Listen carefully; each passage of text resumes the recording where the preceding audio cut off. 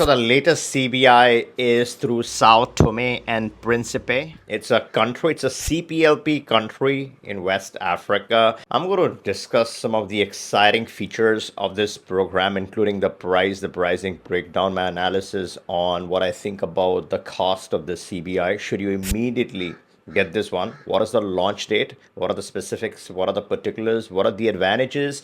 And most importantly, there's a big disadvantage that you should be aware of before you make a decision on pulling the trigger on the CBI. Its passport is one of the poorest in the world. So you're clearly not getting the citizenship for the access because you can hardly travel in a handful of countries using this nationality. Let's touch upon the price a bit, right? So what is the pricing structure? It's 90,000 US dollars. So what does that include? It has some fluff. It has a hefty agent commissions. So $20,000 is really the agency commissions.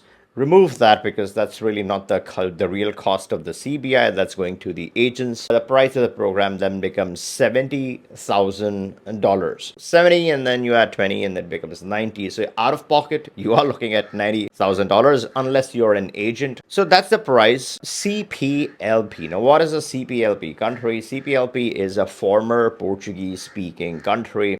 It does have potential advantages. It's a hit or a miss. Okay, it's a hit or a miss. So you got to be careful with what you're doing. But it does have some treaty advantages in places like Brazil, potentially, and Portugal. So that is the lighter aspect of it. That is the potential positive aspect of it. Now, of course, this is a CBI. Now, when there's something a CBI, countries look at that, right? You've purchased the passport. So you got to be careful with that. If you were naturalized or if you were born, that's a separate category. But if you were naturalized through purchase, meaning you outright had a program, you paid the money, you immediately got the passport, you have no connections whatsoever to that country, no significant contributions in terms of development. It's purely a donation. It's purely money that you've paid and you've gotten the citizenship. So you got to take all those things into account. You got to understand how is the Brazilian or the Portuguese immigration going to view this type of program. So those details are yet to come out. What are the time frames? Time frames are this program is supposed to go live by the end of September. All the mechanisms should be in place by that time to successfully then apply for this program. What is the duration of processing, the processing time for this program? So they're quoting this is going to be 6 weeks, right, for processing. So that's the fastest. But yeah, within that range, 6 to 8 weeks, you should expect your program to materialize.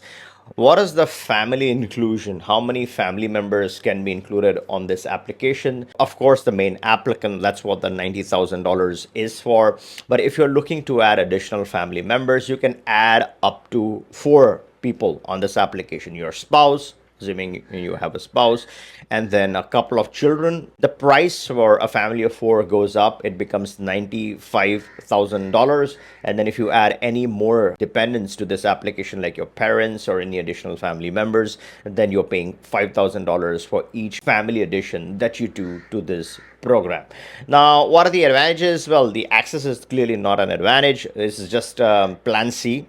All right, so you're not getting this to travel or travel mobility. It's purely a Plan C passport. So you want to use this as an identity. You want to claim yourself to legally be a citizen of some country. Then you can obviously use this passport. You will get those advantages. CPLP, again, because of the CBI, I'll be careful with using this as a CPLP option.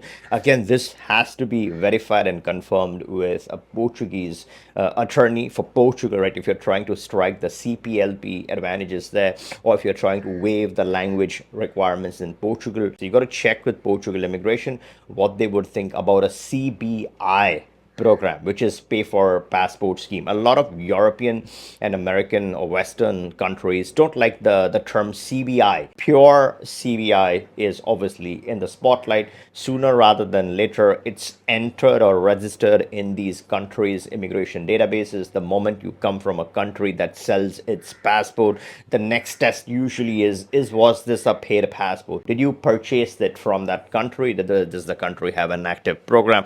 If the answer answer is yes, then you got to check that. You got to check with them if they're going to permit any CPLP advantages with this kind of passport. Same thing, you got to check with Brazilian immigration for the CBI. First, of course, the program has to materialize, then you would go through naturalization, and then by that time, hopefully the Brazilian immigration has got speed and they would have some information, or they'll have some intelligence at that point in time. Again, this has to be done and seen how it functions in reality.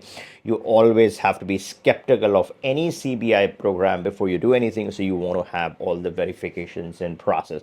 What is a big disadvantage of this program? I think one of the major disadvantage of this program, and before I discuss this disadvantage, what I'm also going to do is compare with the other two West African passports in that region, and then I'm going to give my thoughts on how this ranks amongst the other two. So when you have three choices, it's a good place to be, and once you think over or browse over all the advantages, disadvantages, then you have a good decision that you can make. So I'm going to do that comparison a little later in the video, but let's just come back to the major disadvantage. In my opinion, the major disadvantage is that this is, although it does have the, technically it does have the CPLP benefits, what it's significantly lacking for the price is the ECOWAS benefit. Now, you do need this. You are in West Africa, you don't have much access. The CPLP is questionable when with a CBI program. But then when you're pivoting, you want lifetime mobility rights, like with an EU passport, you get all of Schengen. With the North American options like Mexico, US, Canada, you're getting the TN advantages, you're getting the NAFTA treaty advantages. If you're going to Argentina or Brazil, then you're getting the Mercosur advantages. So whichever country you're going, when you're targeting, when you're being strategic about getting a new citizenship, if it is not about the access, at least it should be about the regional mobility. That's one reason why you would typically get a West African passport. Unfortunately, this one is not ECOWAS nation, so no, you cannot get an ECOWAS ID. No, you don't have lifetime access to places like Ghana, Gambia, and those bunch of 13 important West African nations. So for the price, if you don't get ECOWAS, which is the foundation of why one would actually go for this passport, that is missing. Now, that does that mean that people aren't going to purchase this passport? No, I think this is an interesting one, right? Let's do a little bit of price analysis. Now, the St. Lucia or the Dominica or Antigua and Barbuda, those programs were exactly 100K not too long ago, right? That was the actual price that they wanted to sell it at. What did you get with those programs? You got the CARICOM, and then you got the Schengen access. Now, the Schengen is obviously jeopardized, but you had that at that point. So 100K was the price for that. This one is 90K, so 10K cheaper than, let's say, one of those Caribbean options. Now, the Caribbeans bumped up the price simply because they got punched around, bullied around by the Western, not all Caribbeans. Some Caribbeans tried to stand their ground, but then most of them capitulated and they gave in to the Western demand. So the price bumped up to 230. Of course, now in my opinion, 230 is not the price. 100K or less is the price for those Caribbean options. Considering that this does not have the foundation, right, the ECOWAS foundation, I think the 90K is way too high of a price in my opinion. I feel the right price for this program should have been $50,000 or less. $45,000 with a 5,000 due diligence makes absolute sense because you're getting half the stuff in my opinion. You're just getting the CPLP technicality, but you're missing ECOWAS. Access is next to nil. You hardly get any functional countries that you're seeking from a passport like this. So from a collectible perspective, are people going to go for it? Absolutely. People are going to collect this for a plan C. I still feel for the masses, for a mass appeal, the program should have been around 45, 50K. Nonetheless, it's a good redundant plan C. Now, you want a quality plan C and then a useful and a usable plan C. And in addition to that, if you're adding redundancy on the plan C front and you want to have 2 or 3 different plan Cs to get additional residencies, so rather than getting 3 residencies on one passport, you're going to split those 3 residencies across 3 West African passports, then yes, this could be a useful tool. It could be be a useful option. Now, what are the other CBIs in the region or CBEs in the region? There's two other options. Sierra Leone, which is a 140K plus CBI passport. That one is missing the CPLP, but it does have the ECOWAS. I think that's an extremely high price option. I'm going to rate that as the third option. I'm going to give that as the third ranking. No, CPLP, the price is a big drawback with Sierra Leone. 140K is crazy. It's nuts. It should be at least 100K cheaper. 40K or 45, 50K, 60K should be the right price for African, West African passports. Any date beats Sierra Leone on the price, but then it obviously does not beat Sierra Leone on the regional mobility, the ECOWAS access, the African access. So if you want to ask someone who are getting this passport for the West African access, then the obvious choice is Sierra Leone, not Sao Tome and Principe. But if you're just looking for the pure numbers, you want something cheap and something dirty. And when I'm saying dirty, I'm saying quick. 6 weeks is not a bad time frame. Then this obviously is the cheapest of the two. The third option in the region is both getting CPLP, you're getting exception, so not investment, it's exception.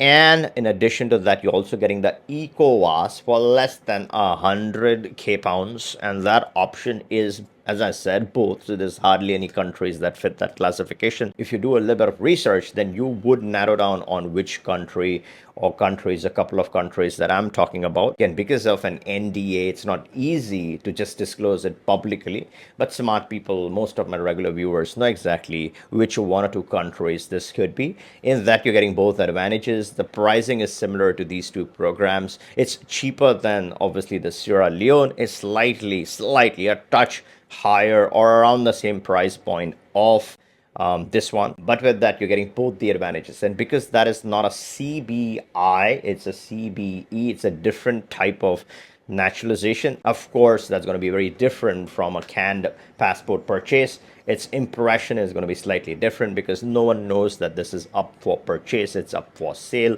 It's a private bond. It doesn't have to conform to the standardized CBI. Now, when a country comes up with a CBI, it has to get a lot of regional approvals. It has to show that it's doing good due diligence. When it's doing a lot of show business, they have to show it's one of the best due diligences and we're informing this or informing that or whatever, taking care of certain things. So they have to have a proper establishment which then collects more information. So it's more for their security. It's less for your privacy. So that's how you got to take a look at the CBIs. They are more prone to attacks because they are more visible. They're known programs.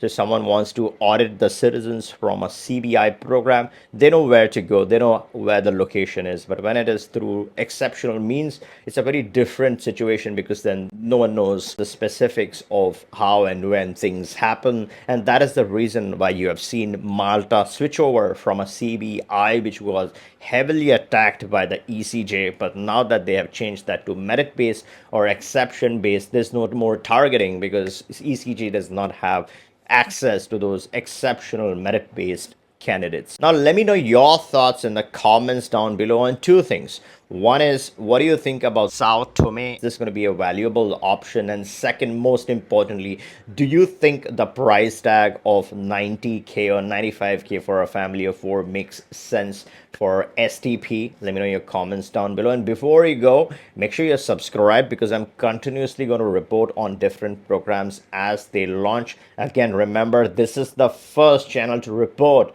on any new developments across any programs or any changes. So if you're subscribed, you're going to be notified.